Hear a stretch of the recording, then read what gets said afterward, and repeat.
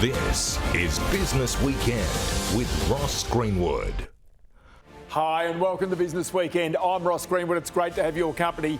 Coming up on the program today, as central banks around the world seek to slay the inflation dragon, they risk tipping their economies into deeper downturns or recessions that will make many feel uncomfortable. Today, we look at that battle and the consequences of not going hard enough in the fight. Incoming data since our last meeting suggests that the ultimate level of interest rates will be higher than previously expected. Now, over the next week, the battle for the control of the boardroom at Australia's oldest and biggest energy provider, AGL Energy, will heat up. Today on the program, we hear from one of the directors nominated by Mike Cannon-Brookes, John Pollaers. This is a company that's lost direction, and it hasn't declared a clear intent for the future. So all of that and plenty more coming up here on Business Weekend today. But look, let's start today with the big question you need to ask yourself right now. Which would you prefer, inflation or a recession? It's the question that government also has to consider. For central bankers, there's only one answer. A downturn or a recession is preferable to ongoing inflation. And that was stated plainly by Federal Reserve Chairman Jerome Powell this week as he hit America with yet another supersized interest rate rise. If we don't get inflation under control because we don't tighten enough, now we're in a situation where inflation will become entrenched, and the costs, the employment costs in particular, will be much higher potentially. And that is the stark reality of persistent high inflation. And it's why, around the world, central banks are raising interest rates so rapidly. At some point, as I've said in the last two press conferences, it will become appropriate to slow the pace of increases as we approach the level of interest rates that will be sufficiently restrictive to bring inflation down to our 2% goal. There is significant uncertainty around that level of interest rates. Even so, we still have some ways to go, and incoming data since our last meeting suggests that the ultimate level of interest rates will be higher than previously expected. The historical record cautions strongly against prematurely loosening policy. We will stay the course until the job is done. Today we've increased bank rate by 0.75 percentage points to 3%. This is the 8th consecutive increase in bank rate since December of last year. We've raised rates by a total of 2.9 percentage points during that period. These are big changes. Big changes indeed, and something that central bankers know could eventually topple their economies into a downturn, even a deep recession. If we do not act forcefully now, it will be worse later on. And as the forecast we are publishing today shows, it is a tough road ahead. The sharp increase in energy prices caused by Russia's invasion of Ukraine has made us poorer as a nation. The level of economic activity is likely to be flat and even fall for some time. But right now, overseas central banks have been more vigorous than our Reserve Bank in raising interest rates to head off this inflation. The US, for example, has raised its cash rate from 0.25% to 4% in 8 months. The UK from 0.1% to 3%. New Zealand from 0.25% to 3.5% since last August. In Australia, though, it's from 0.25% to 2.85%. In other words, less than its peers. And this is one reason why the Australian dollar has dropped to around 62 US cents in the past week. We're not on a preset path here, though. If we need to step up to larger increases again to secure a return of inflation to target, we will do that. Similarly, if the situation requires us to hold steady from now, we will do that as well. But it's statements like that make some market analysts wonder if the Reserve Bank, which was slow to recognise the emerging global inflation threat, has the resolve to aggressively tackle inflation. Inflation, when released last week at 7.3%, was much higher than most forecasts, including the RBA. It was an outsized increase relative to what the RBA was expecting and relative to, its longer-term forecasts. They had a lot of tough talk in the RBA statement about, the need to fight inflation, but only went 25 basis points, much less than some of their, or a number of their developed country peers. So they've talked the talk on inflation, whereas the Federal Reserve has walked the walk on inflation. Apart from energy prices, predicted in the budget to rise by 52% in the next 2 years, there are other signs of inflation becoming more endemic. This week, supermarket giants Coles and Woolworths released their quarterly sales figures. Woolworths said food price inflation was running at 7.8% in the September quarter. Coles said it was 7.1%. And though there are short-term factors like floods that can affect food prices, the reality is if people get used to paying the higher prices, inflation is getting stickier, making it a bigger problem for the RBA. So it might come back to sort of haunt the RBA that they weren't a little firmer now, because what it might mean when we come into next year is that they may have to play catch-up. Whereas the Federal Reserve appears to have learned, late in the piece, the lessons from the 70s, that if you don't stamp on inflation now, the potential macroeconomic dislocation in terms of growth and employment down the track may be much, much greater.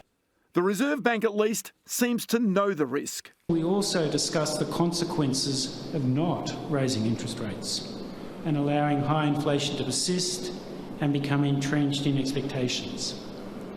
If this were to happen, the evil of inflation would be with us for longer, and the eventual increase in interest rates needed to bring inflation down would be even larger. This would increase the risk of a severe recession and a sharp rise in unemployment. But there is a problem here. For now, unemployment doesn't seem to be a problem, at least in Australia. But if inflation remains, it will become a serious issue for governments, for households and for banks. For you see, it is known that inflation and unemployment are linked. And that's the core reason why the RBA's peers around the world are acting vigorously to head it off right now. So why are we doing it? And why are we doing it now when so many people are already struggling with higher energy and food prices and other bills? Well, quite simply, we're increasing bank rate because inflation is too high. And it's the bank's job to bring it down. So, has the Reserve Bank here got it wrong or not? Let's bring in Andrew Ticehurst, Senior Economist and Rate Strategist with Nomura Australia, who spent the best part of 25 years trying to work out the next moves of central banks. Andrew, thanks for your time. Let's cut to the chase here. The Reserve Bank, its inflation forecast has been arguably wrong for the best part of a decade. Yes. So why should we have confidence that they've got it right this time around? Yeah, thanks, Ross. Look, things are pretty tricky here for the RBA. To be fair, we could say they were hit with some shocks from left field, the Russia-Ukraine conflict, the China lockdowns. But it would appear that they were slow in getting their tightening cycle started. And I think we can say that the unwind of the yield curve control policy didn't go very smoothly at all. Where are they now on inflation? Well, they're forecasting inflation to rise, like pretty much everyone else. Mm-hmm. How are things going to pan out? I think it's pretty finely balanced right now. OK, so let's go to this point. The Reserve Bank says that inflation peaks at 8% this year. It's upgraded those forecasts in the monetary policy statement on Friday. Yes. It then says it unwinds and it goes back to normal. Yes. That seems like a perfect world, doesn't it? Well, look, what the RBA is banking on is the fact that the global economy is going to lose some momentum and that some of these supply chain problems which have pushed up goods prices and commodity prices, it thinks they're going to ease. Which you'd say is probably reasonable. Those things will ease. We can see that where there are more cars coming into Australia. So used car prices are going down. Sure. But the question is whether there are other things going up in price just as fast or faster. Oh, look, absolutely. And I'm glad you said that because the other side of the story is what's happening domestically. The economy, the labour market is very tight. We're really seeing broad-based price pressures now. If you dive into the details of the CPI, you'll see that it's not just goods and supply chain issues, but it's service prices. The cost of getting your house cleaned, the cost of getting your car serviced, the cost of taking your pet to the vet. All of these things which are labour intensive are starting to rise now. So there's some domestic inflation pressure too. The RBA, I think, is banking on the fact that the economy will lose some momentum and some of those price pressures will ease. And that's where I think the biggest question mark is. OK, so is there a worry at this point for the Reserve Bank that there's been record retail sales for the past 9 months? And despite the price hikes that have come, the inflation that's come, consumers appear to have been able to cope adequately with these price rises. They're still consuming. Look, that's right. And I think that's coming from the elevated savings rate. The key question, and the fact that the labour market is tight, so people feel comfortable spending because I guess they feel if they lose their job, they've got a fair chance of getting another one. But the issue is, as we move ahead, what's going to happen next? Our own view is that these rate hikes will continue and will increasingly bite, and consumers will turn a bit more cautious. OK, so what I know is there is a direct relationship between high inflation and eventually high unemployment. But that's being masked at the moment by the record low unemployment that Australia has. How long does that take to turn around? Yeah, look, us economists love to talk about things like the Phillips curve, which describes that relationship between inflation and unemployment. At the moment, there is zero spare capacity in the labour market and inflation pressures are really very high. The RBA will be hoping that as the labour market softens up a little bit, and that's kind of code for saying the unemployment rate is going to rise, and unfortunately some people are forecast to lose their jobs.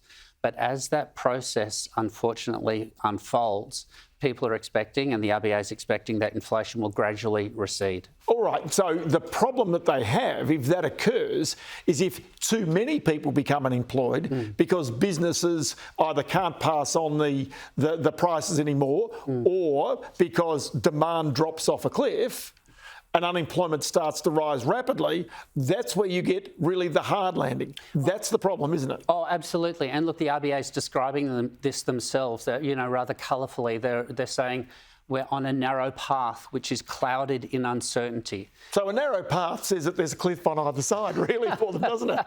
Look, there's plenty of risk. And our own view at Nomura is that the economy, unfortunately, is going to slide into recession at some point next year.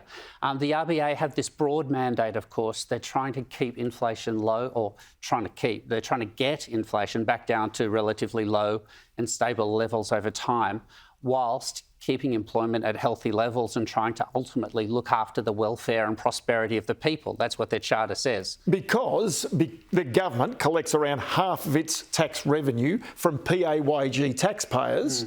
And so the more that it has of those people in work and the less welfare it's handing out to the unemployed, the better off the economy is. Oh, totally. And not only is the economy better off, but, society is better off and the budget balance is better off. And we saw that, of course, in the budget only a week or two with, very strong momentum up to this point and very high commodity prices reflected in record tax revenue and a much lower than forecast budget deficit. So bring it all the way back to where we started, and that is really, it comes down to the accuracy with which the Reserve Bank can forecast inflation and with which it can actually continue to ease off on these interest rate rises. Yeah, look, the RBA ultimately, it's trying to balance its growth and inflation objectives. The forecasts today are that inflation will still be 3 and a bit by the end of 2024. That's uncomfortably high. But the RBA is running this balance. If they hike rates too much to try and drive that down, do they tip us into recession? So this is the narrow path that we're on. But you're hearing, as we've heard today, from the US Federal Reserve, from the Bank of England, even from the Reserve Bank of New Zealand, that maybe a mild recession is better than long-term inflation. Yeah, well, look, this is the balance that all of these central banks this is the journey they're all on. If we were to line up all these central banks from the most dovish to the most hawkish, I would put the Fed and the RBNZ at the very hawkish end. These banks seem prepared to pay a high price to drive inflation down. The RBA, I wouldn't call them dovish. They're still raising rates, but they're trying to do so in a balanced and measured way. And they certainly don't want to drive the economy off a cliff. It seems that these other central banks are prepared to take a bit more risk on that front.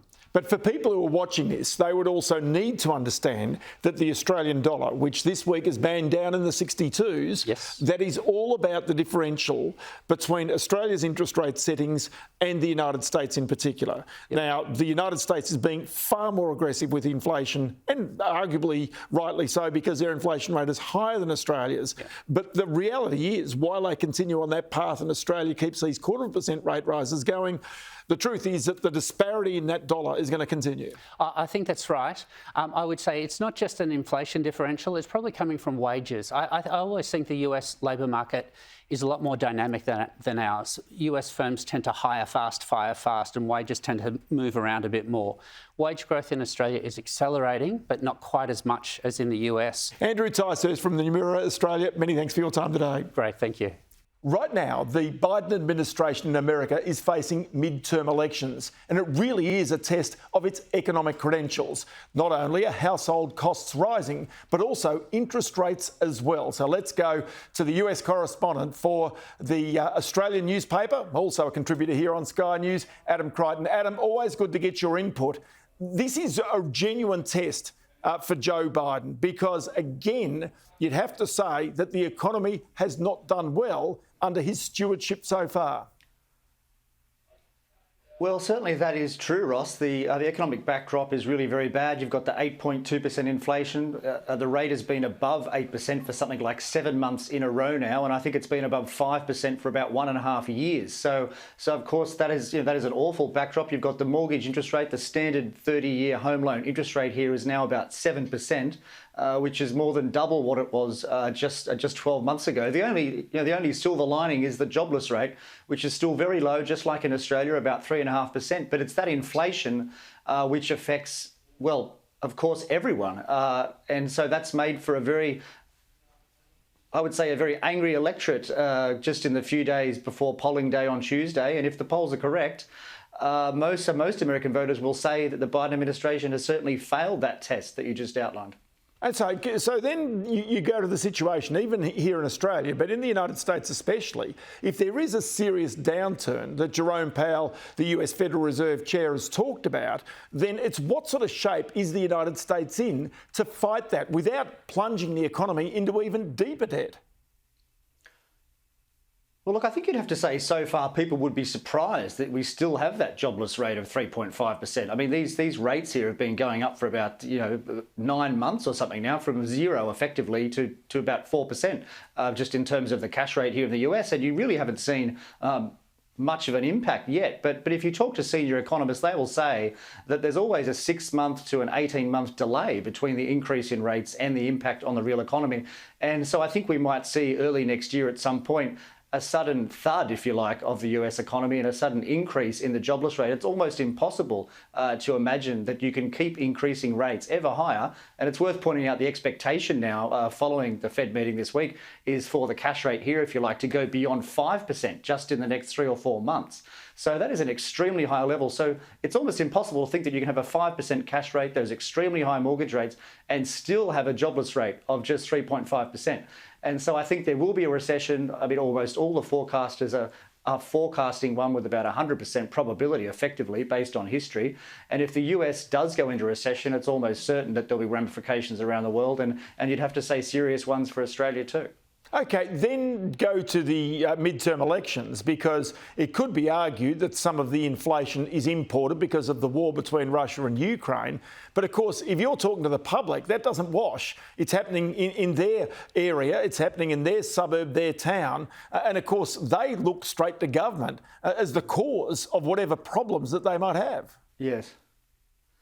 Look, that's true, and I do feel a bit sorry for the Biden administration here, but certainly in this domestic political context, everyone is blaming the Democrats for the inflation. But as Nancy Pelosi always points out, as Joe Biden always points out, it is a global problem. And indeed, in the UK, it's something like 10.5%, so it's worse than here. There are many countries in the world where it is worse, and so I don't think it is specifically the Democrats' problem. The problem is, of course, the response to COVID and the printing of trillions of euros and dollars and pounds and Australian dollars too, and all of that money is now flowing through the system. And so this is a direct consequence of the response to COVID. It's just taken a couple of years to come through. But, you mentioned the war in Ukraine, but look, it's worth pointing out the inflation rate here in the US was 7.9% before Russia invaded Ukraine. And so inflation was certainly a problem before that war. Obviously, it's made it a bit worse at the margin.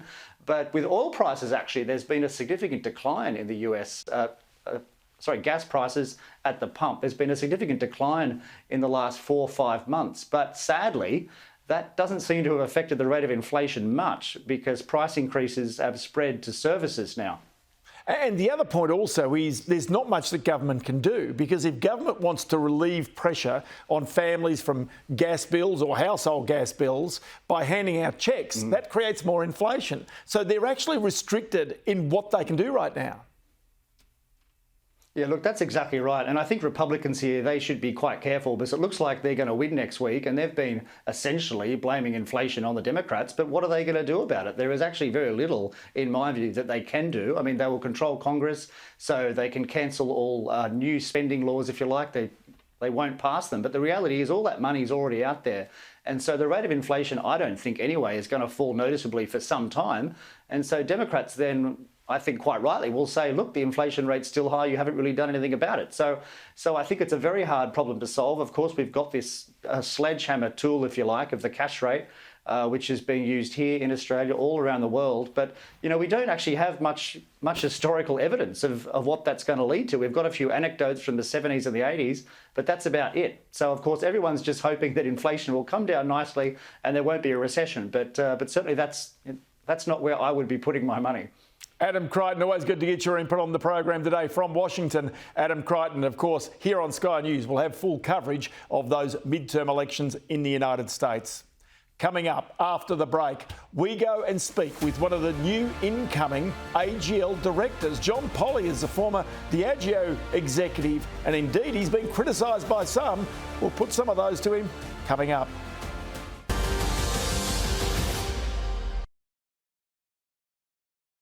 Thanks for being with us here on Business Weekend.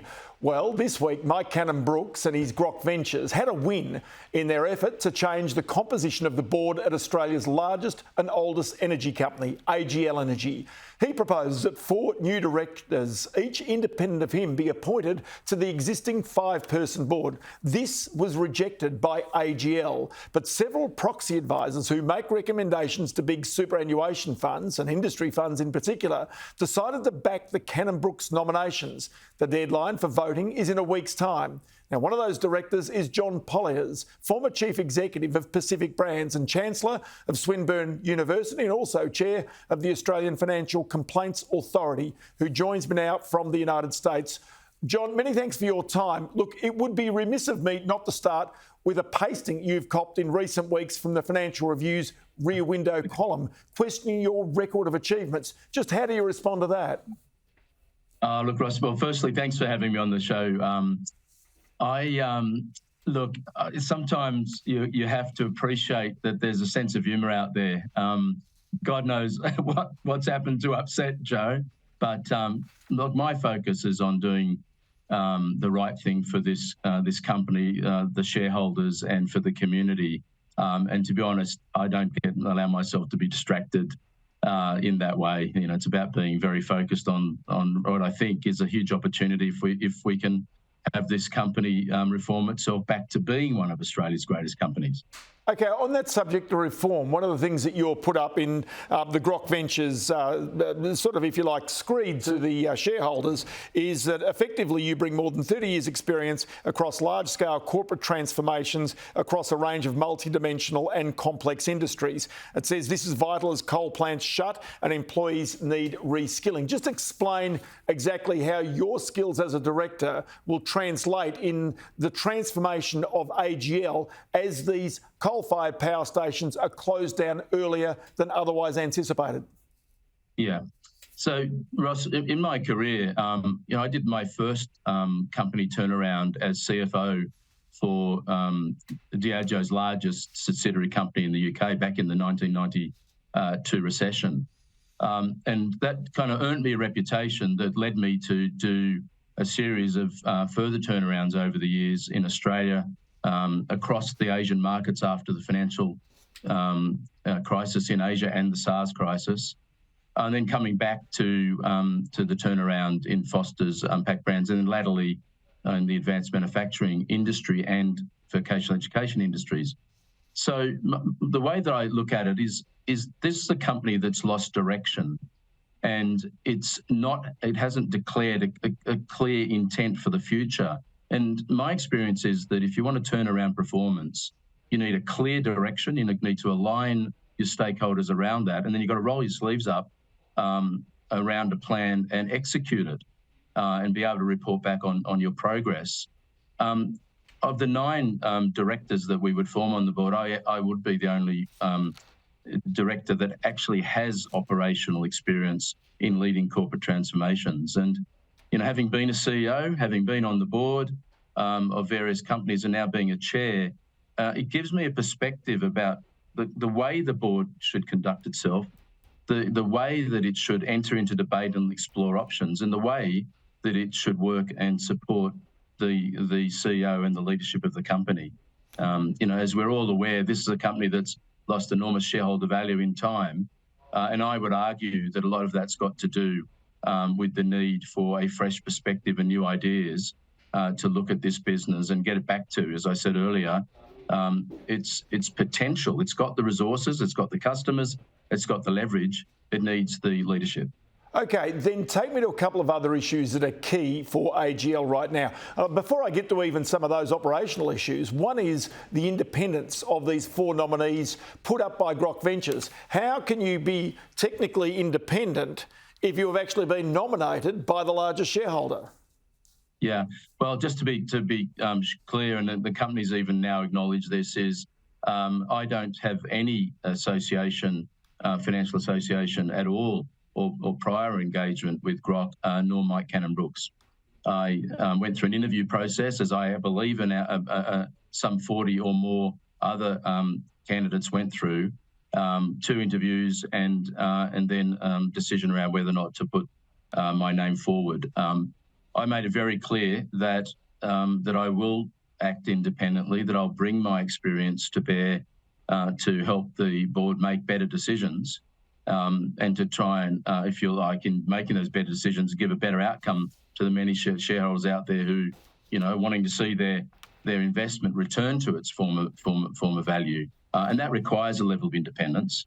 The one thing that's really clear here: boards have to engage their shareholders more often, and be prepared to listen, engage, and then make the decisions in the interests of all shareholders. And I'm committed to doing that. Okay, are you also committed as a director to being pragmatic, as Mike Cannon-Brookes has laid out, that those coal-fired power stations should be closed up to 10 years earlier than otherwise anticipated by the company itself? Well, it's interesting because even in the last 2 weeks, it shows you how quickly the ground is changing under which these decisions need to be made. But, with the Victorian announcements, it's effectively set a deadline for the closure of those plants anyway by 2035. So it's really incumbent upon the board now to find the most economic and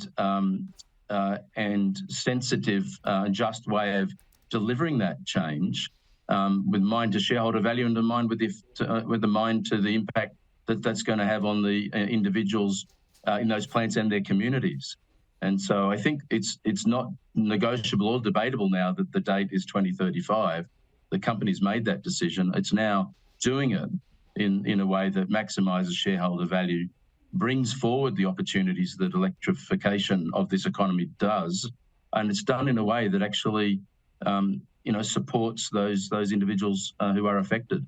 Okay, so then AGL would have to also deal with something else that might be coming very rapidly down the track, and that is a gas trigger, where mandatory supplies of gas are brought back into the local grid. The Treasurer has alluded to that this week, the Industry Minister the same thing. How would AGL, under you as being a director, how would it cope with that gas coming into the system on a mandatory basis? Would that not surely restrict potentially even the profitability of some of the big energy companies?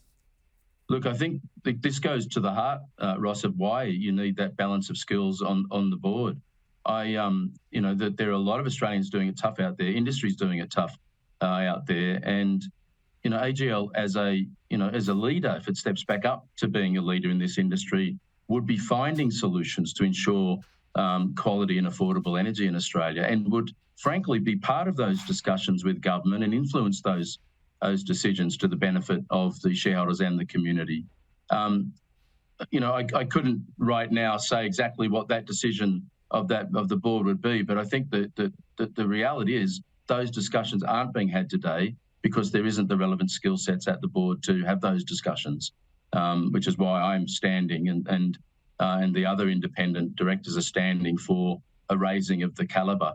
When you look at it, at the skills of the existing 5 directors and the 3 independent directors, you would have a pretty formidable board in terms of raising the quality of discussion around the issues that you're rightly raising.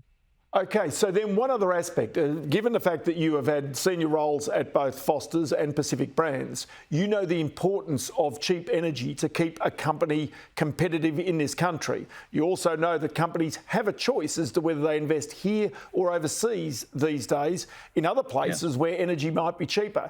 That is a responsibility of companies such as AGL, and therefore it goes to the board or potential board as to whether Australian industry does remain competitive. Yeah, absolutely, Ross. I mean, I founded the Advanced Manufacturing Council at a time when the car manufacturers were exiting, with a view to building Australian capability in advanced manufacturing, and we were pretty clear that we were in support of a gas reservation mechanism in Australia for the very reason that you said. It's in many ways it's outrageous that we have such abundance and yet we're unable to provide it to our industry. At a competitive level, given the volumes moving overseas. Now, I think this is exactly the kind of issue that companies like AGL and the entire energy industry need to engage in. But I do recall, back when the Advanced Manufacturing Council was engaging in this, a huge resistance from government to build the necessary pipelines to secure supplies to the eastern states. And so I think there's another part to this, and that is that if a company is going to step up and lead and the energy industry wants to step up and lead, then they've got to hold government accountable for ensuring that the policy settings are appropriate to enable it. So I think this is another example of decision being left, being made 10 years after the fact. And we now unfortunately have to deal with it and make some of those tough calls. But, my view is that if these transitions that we're talking about take place, we will be on a pathway to more affordable and reliable energy. But unfortunately, we're going to have to deal with this period of disruption while we get there. It's not going to be easy, but it is solvable. John Pollaers, board candidate for AGL. Many thanks for your time on the program today, John. Thanks very much. Thanks, Ross. Well, one of the genuine benefits to come from COVID, and let's be honest here, there weren't many, was the discovery of a new way to work. And that was because of the advances in cloud computing and also high-speed broadband. One of the key proponents of this technology is Red Hat. And this week I sat down with its General Manager for Australia and New Zealand, Max McLaren. I think, the COVID epidemic really highlighted just how transformational IT can play a role in all our lives, right? It was thrust on us very quickly, and a lot of organizations that had thought about being agile in the past were kind of ready.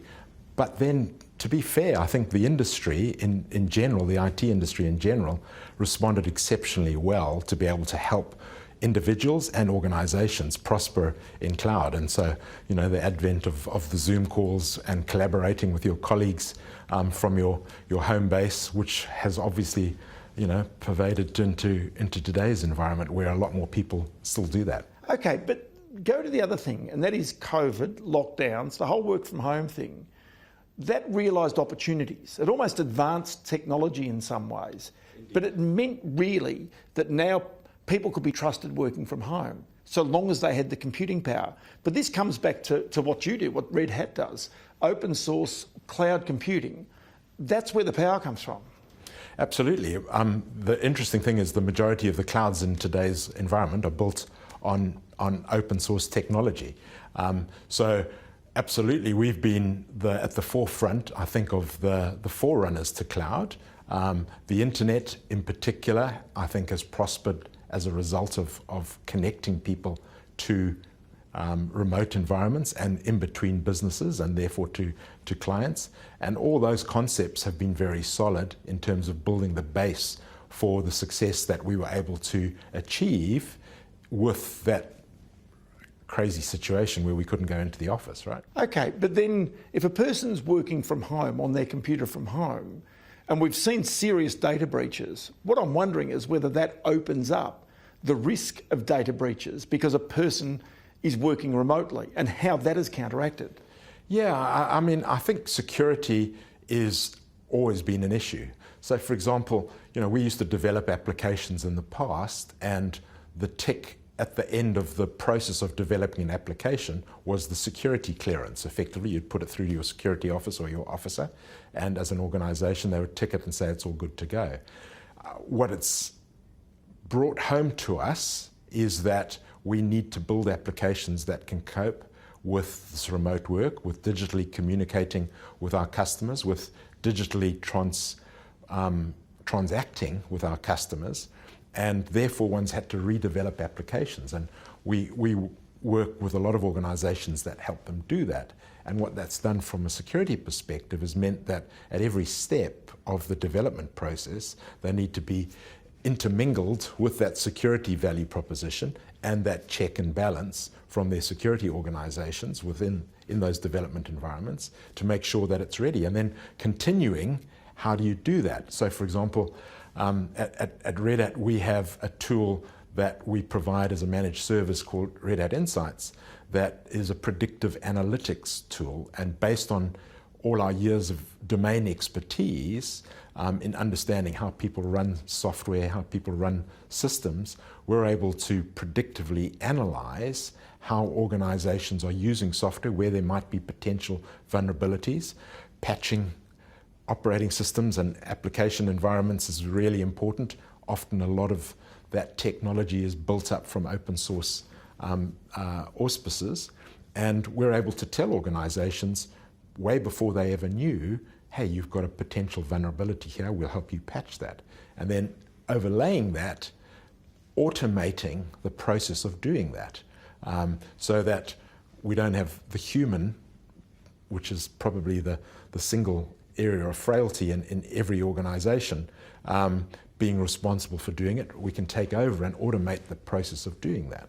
But the one thing also about this is that you need some scale to be able to do this successfully. I mean, there's lots of people out there offering cloud sort of services, but the reality is you need to have the size and the scale and the global diversification to be able to create that safety and also the fail-safe mechanisms. Sure. I mean, the fascinating thing about cloud computing is that I think it's actually done the antithesis of scale. It's allowed small organizations or organizations wanting to start small and grow and burst out if there's an excessive demand and being able to deal with that. And so that's been, I think, one of the fundamental benefits of it, because traditionally one would run applications on one's own servers in the organization. And what cloud did was it sort of took away or abstracted the responsibility of running a specific application on a specific. So to pick this up, a business is either growing or it's shrinking. It's never staying still.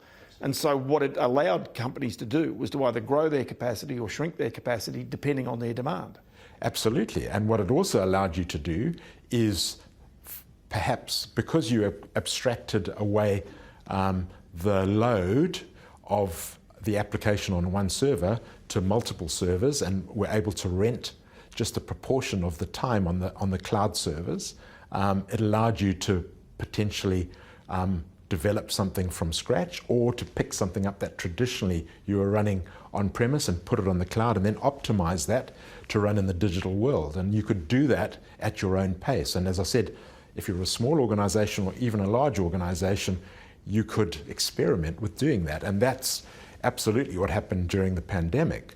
Organizations were forced to digitally transform the way that they had engaged with their customers or their citizens or their employees. It's almost like a democratisation. In other words, that you are not disadvantaged as a small organisation because you don't have, as in the past, big mainframes or massive licenses for software. You could actually scale yourself accordingly, but you could therefore compete against bigger players who might have been in a similar space. Absolutely. And, if you've got a strong value proposition that appeals over a larger organization's less strong value proposition, you absolutely can behave accordingly. You've got to have the back-end piece, you've got to have the logistics to deliver stuff and all that sort of thing. But if it's a service, you can do that digitally as well. So, but just thinking on that, it actually goes to even regional areas, or it goes to poorer countries. You know, at Red Hat, we're an open source development organisation and leverage the power of the open source communities. But we've had a development organisation all around the world. And in fact, in Brno, in the Czech Republic, where they had a university that focused on producing open source accredited developers, is one of our largest development areas.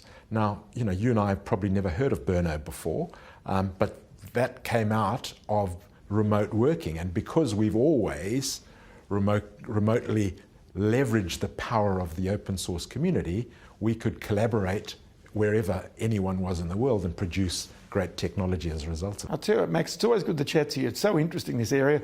Many thanks for your time today. Thanks very much, Ross. Coming up after the break, as the economy tightens, will companies change their promotional and advertising habits? Thanks for being with us here on Business Weekend. In a typical economic downturn, advertising and promotion will be one of the first costs cut by business. But as knowledge of customers via digital data improves marketing outcomes, savvy businesses are understanding the way they spend is as important as how much they spend. And I put this to the Chief Executive of Foxtel Media, Mark Frame.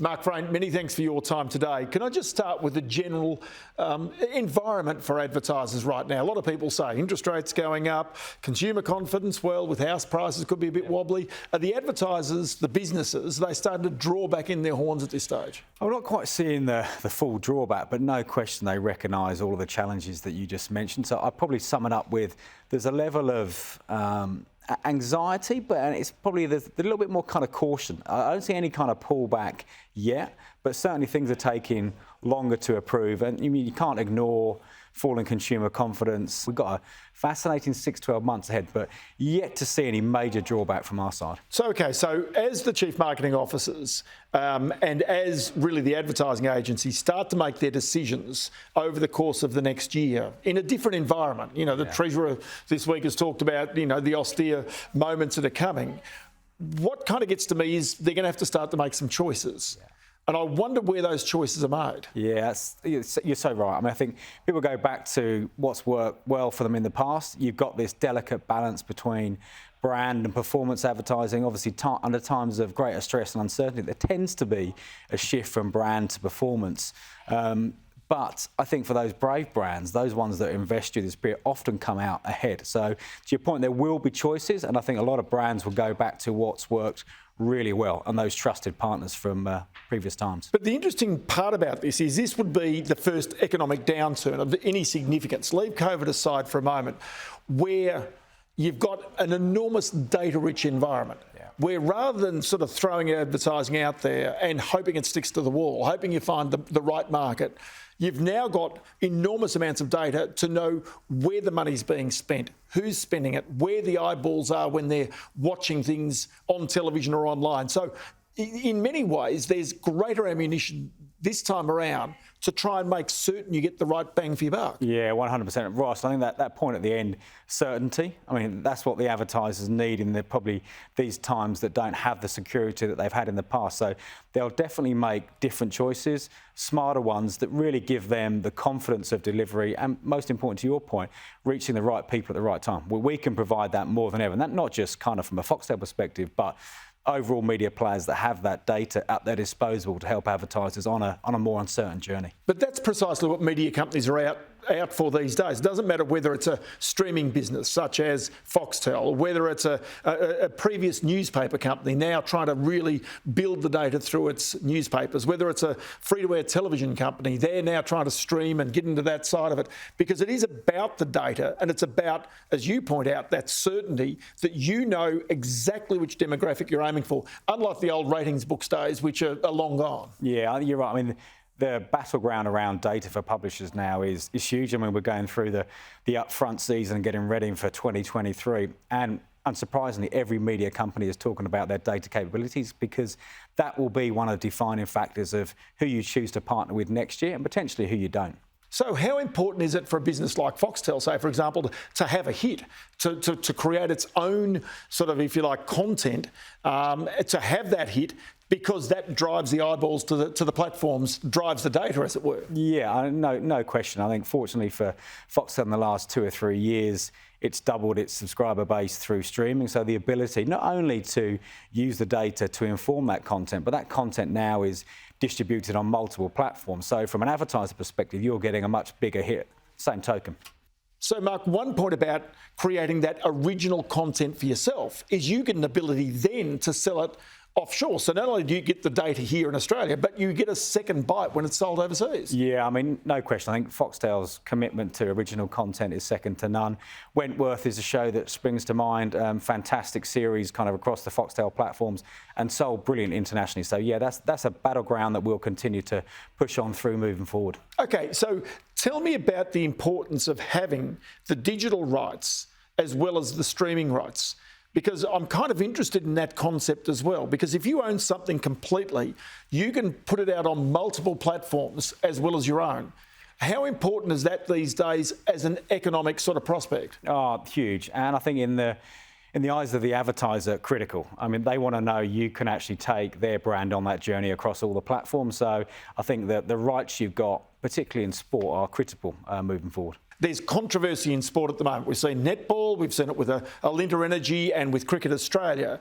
The whole issue here is just what role does the media play in terms of trying to be able to provide that advertising platform for these sporting clubs and sporting advertisers, because that seems to me to be almost a safer bet than necessarily sponsoring the sporting team itself. I mean, our role has always been to take fans closer to the sport and really kind of broadcast the brilliant action on the field. I mean, that's our go-to, and add as much innovation on the way through for advertisers. So I think the role that we play to amplify is not only the performance on the field, but for brands kind of remains so strong. So yeah, 100%. All right, then, final, and this is almost the elephant in the room in some ways.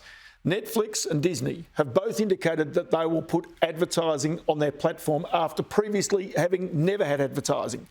You've also indicated that Binge will now, the streaming, sort of movie platform, will also do the same thing. Just explain how that changes it from an advertiser's perspective, but also from a viewer's perspective. Yeah, I mean, I think it's brilliant for the video industry in totality. I think the euphoria around the notion of advertising experiencing onto Netflix and onto Disney Plus, and to your point, ultimately on Binge moving forward. I've never seen a response like it from the ad community. I mean, they've been asking for years, is there an opportunity to move on to those previously non-ad supported platforms? So now they've got an opportunity to reach that really valuable premium video audience they haven't in the past. So it's created an enormous interest. And I think for the overall category, it's good, positive news. Competition is good. So from the media company's point of view, from your point of view, what's more important, having the subscribers' revenue or having the subscribers' data that you can commercialise and sell to an advertiser? I mean, it's an interesting question. For us at Foxtel Media, scale is important, so we need the subscriber base to really on-sell from there. But to what we talked about earlier, having the data to actually help advertisers target, particularly in more uncertain times, is also critical. So it doesn't fully answer the question, but I'll probably have a bit of both worlds to maximise that moving forward. OK, so but then being able to create advertising off the back of the data that you already have, at some point there's a sweet spot in terms of the subscription revenue you receive and the prices you charge subscribers versus the amount of advertising revenue you bring in. And that would be the balancing act that Netflix, that Disney, that a bunch of others are playing as well. Yeah, I mean, it's a fine balance, no question. But I think if you start with a simple formula of making sure that the user experience is still brilliant, content experience has to be good, of what we spoke about in the past. Then you've got to make sure that the advertising experience on top is almost complementary to all of those. And I think that's why the success of Hulu, Tubi kind of globally has been so significant. And I don't doubt that Netflix and Disney Plus will have a big impact as well, because they're approaching it from a very different perspective. I'll tell you what, good to chat to you, Mark, and many thanks for your time today. Thanks, Ross. Enjoyed it. Well, that's it for the program this Sunday. Up next is all the latest news right here on Sky News. Business Weekend returns next Sunday. But don't forget, you can keep up to date with all the latest business news with our daily program Business Now, 4:30 and 11:30 p.m. Eastern Summer Time, and also via our website skynews.com.au, where you can also see a replay of our program. Thanks for your company today. I'm Ross Greenwood. We'll see you next week.